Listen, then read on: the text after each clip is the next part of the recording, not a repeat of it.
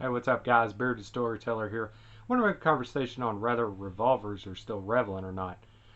Personally, yes, I think revolvers are definitely still relevant even in 2022. There are pros and cons to both revolvers and semi-automatics, and single shots, or I'm sorry, single action revolvers as well. I mean, yeah, you can go a single shot too if you want to. Doesn't really matter. Either way it goes. Without further ado, I'll show you each one that I have and the purposes that they will serve for me. So, to start things off with, every one of these guns have been safety checked and cleared. First of all, we have a Charter Arms off duty. This is a 5-shot J-frame 38 special snub nose.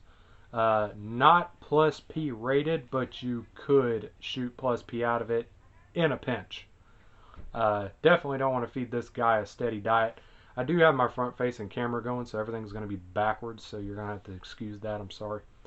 But yeah, this guy right here, snag free. You know, as you can see, snag free completely. So you can throw it in a jacket pocket, a purse, a satchel, a backpack, your pants pocket, um, just whatever you want to do.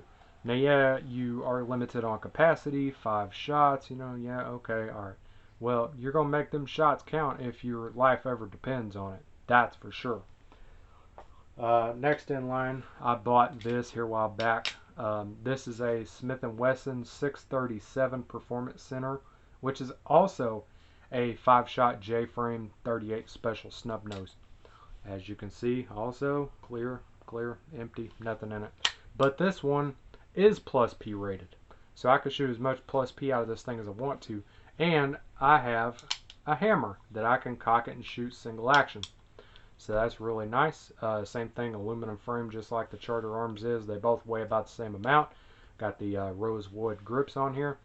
I'm really disappointed with Smith & Wesson because I got this gun brand new and it was broken out of the box and I had to send it back, and it was a complete nightmare trying to get the thing fixed and get it back to me. There is a video on my channel, just a couple videos down, where I talked about my really bad experience with Smith & Wesson because of this. So anyway, this guy here, I can do anything with this gun that I really want to do, within reason, of course. Yeah, limited to 5 rounds, same thing applies. You know, you're going to make them rounds count. But I could throw this in a drawer and leave it there for however long, and it's going to be just fine. Yes, it can jam. Anything can jam. Any firearm can jam. But odds are I could throw this in a dresser drawer somewhere, or a sock drawer, or a baseboard in my house, or whatever the case, and revisit it every 6 months, and it'd be just fine. You know, oil it and wipe off the dust or whatever, and it'd be fine. Next in line, this is about a 20-year-old EAA Windicator. This one is only chambered in 38 special. This one is made in West Germany. And it is a 6-shot steel frame 38 special. No 357 Magnum, no plus P. So it is a very heavy gun as well. As you can see, it's empty, nothing in it. Okay. Alright, so this one here, this is a super old school. This is the Windicator before EAA made the Windicator. That makes sense? So this one here is a great little knockaround gun, right? Throw it in a toolbox, a truck box, a tackle box, whatever the case. Throw it in the backpack whenever you go hiking, stuff like that. And you could essentially bring this with you and it'd be just fine. Or you can carry it for self-protection, you know, keep it on your nightstand or whatever the case. Yep, limited to 6 rounds, but 6 is better than 5, and you know, this thing will do whatever you need it to do in a pinch or not in a pinch. Either way it goes. This right here is a Heritage Rough Rider 22 Magnum. I do have the 22 LR cylinder for this as well. It's got a 4.75 barrel on it. Very accurate little 22. I taught my kids how to shoot on this gun right here. Started them out on 22, and now we're going up to the bigger boys. So super happy about that. This right here, also good to teach your kids how to shoot, good for pest control or whatever. I wouldn't personally use this. I'd probably use my CZ 452 22 long rifle for pest control, or maybe my Savage Model 64 22 for pest control or a shotgun, whatever the case. But yeah, the great little multi-purpose little firearm there. Next in line, we have my Taurus Model 66 chambered in 357 Magnum. This is a 7-shot. Okay, as you can see, cylinder's empty. We're good to go. All safe there. Okay, yeah, I do got some tape up here on the front sight, rear sight, you know, because they're all black whenever you get it. So, you know, to kind of help clean it up a little bit. Well, this one here, 4-inch barrel, by the way. This one here is a great little multiple purpose gun, but it's heavy. It weighs about 48 ounces probably, maybe closer to 50. Might be more than 50. I don't know.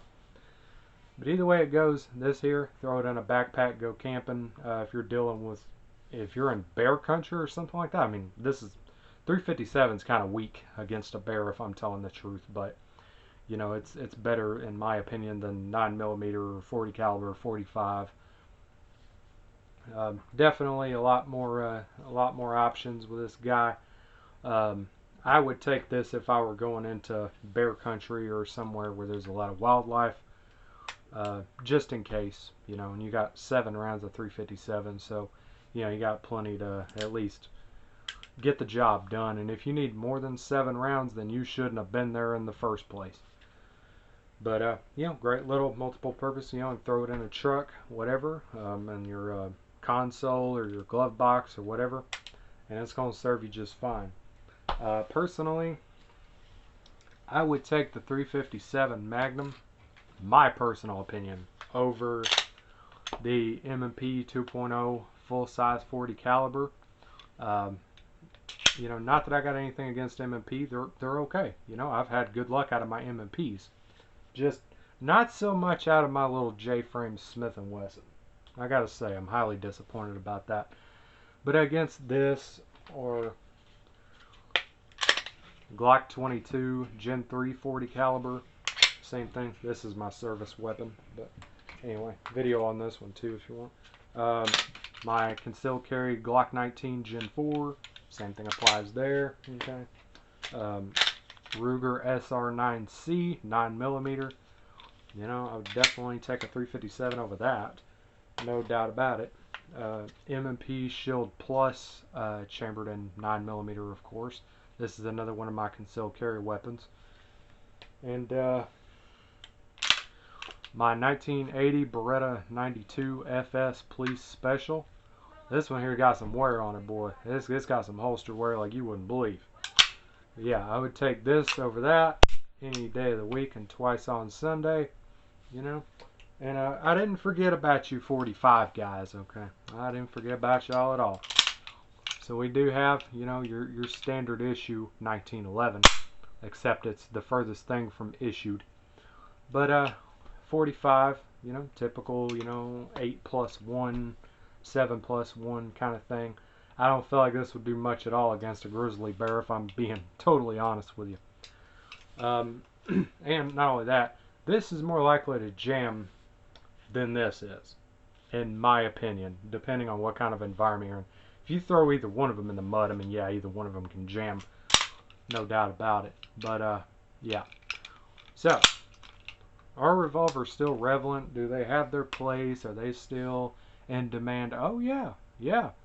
A lot of women like revolvers. So, you know, women like revolvers. A lot of guys like revolvers. I mean, you go to the Yankee Marshals channel. I mean, this dude has got bukus and bukus of revolvers. Go to Hickok 45's channel. He's got bukus of revolvers.